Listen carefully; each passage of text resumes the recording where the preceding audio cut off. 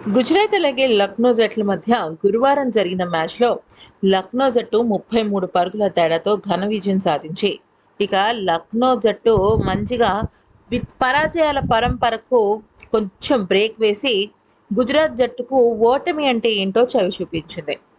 ఇక మ్యాచ్ గెలిచిన అనంతరం లక్నో జట్టు కెప్టెన్ అయిన రిషబ్ పంత్ మాట్లాడుతూ ఏమన్నాడంటే, ఈరోజు చాలా ఆనందంగా ఉంది. మేము చాలా మంచి క్రికెట్ ఆడాం. అయితే మేము చాలా సందర్భాలలో మా జట్టు ఒక గొప్పతనాన్ని చూపించలేకపోయాం. అట్లీస్ట్ ఈ మ్యాచ్‌లో అయినా మా సత్తా ఏంటో చూపించాం. హ్యాపీగా అనిపిస్తుంది.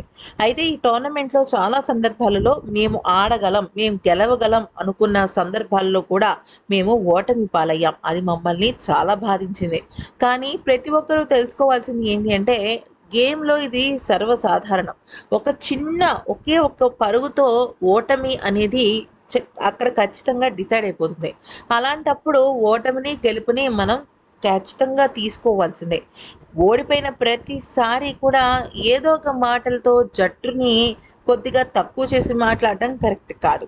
అయితే ఇక్కడ నేను ఇంకొక విషయం చెప్పాలనుకుంటున్నాను. అయితే ఈ ప్రతిసారి కూడా ఒక ప్రశ్న నన్ను ఎక్కువగా వెంటాడుతూ వచ్చింది ఈ సీజన్ అంతా కూడా. ఎందుకు నీ స్థానాన్ని మారుస్తూ వచ్చావు? ఎందుకు నీ బ్యాటింగ్ సరిగ్గా లేదు అనేసి. కానీ నేను ఒకటే విషయం చెప్పాలనుకుంటున్నాను. ప్రతి ఆటగాడికి ఒక లో, ఒక హై ఖచ్చితంగా ఉంటుంది. నేను ప్రస్తుతం నా లో టైంని ఫేస్ చేస్తున్నాను. అటువంటి సమయంలో అభిమానులు నిజంగా నాకు అండగా నిలుస్తారు.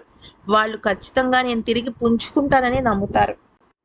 ఇకపోతే మేము మొదటగా టాప్ ఆర్డర్ గురించి ఎప్పుడూ కూడా ఆలోచిస్తూనే ఉంటాం. ఎందుకంటే పవర్ ప్లేలో ఆడే ఓపెనర్లు, ఆ తర్వాత వచ్చే వన్ డౌన్ చాలా కీలకం కాబట్టి. కానీ ఈరోజు షారుఖ్ ఖాన్ అద్భుతంగా ఆడాడు. తను చూపించిన తెగువ నిజంగా నెక్స్ట్ లెవెల్.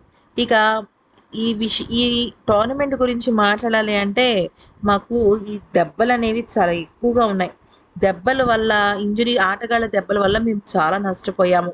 ఇక మొత్తం ఈరోజు బ్యాటింగ్ అంతా బాగానే ఆడారు. కానీ మేము ఫీల్డింగ్‌లో ఎక్కడో కొంచెం తప్పులు చేశాం. అయితే మేమేమి తప్పులు చేయలేదు. మేమే బాగా ఆడామని అనటం లేదు. కానీ మాకు రావాల్సిన ఎంకరేజ్‌మెంట్ కరెక్ట్‌గా రాలేదు. అందుకే బహుశా ఈ టోర్నమెంట్‌లో మేము కొన్ని మ్యాచ్‌లు గెలవాల్సినవి కూడా ఓడిపోయామని అనిపిస్తోంది. కానీ మేము మంచి విషయాలన్నీ నేర్చుకుని ముందుకు నడుస్తూ ఉంటాం. అదే మాకు తెలిసిన ఒక గొప్ప విషయం. అయితే ఇక రిషబ్ పంత్ మాట్లాడిన ఎక్కువసేపు తను పరోక్షంగా సంజీవ్ గోయంకాకి చురకలు అంటిస్తున్నాడా అని అనిపించింది. ఎందుకనంటే చాలామంది లక్నో జట్టును వెనకేసుకొచ్చారు. కానీ వాళ్ళ సొంత ఫ్రాంచైజీ ఓనర్ సంజీవ్ గోయంకా మాత్రం చాలా అసంతృప్తి వ్యక్తం చేస్తూ ఆటగాళ్ళ విషయంలో కొద్దిగా అటు ఇటుగా అవమానిస్తూ ఉండేవాడు కదా! బహుశా దాని గురించే ఈరోజు మాట్లాడినట్టు తెలుస్తుంది.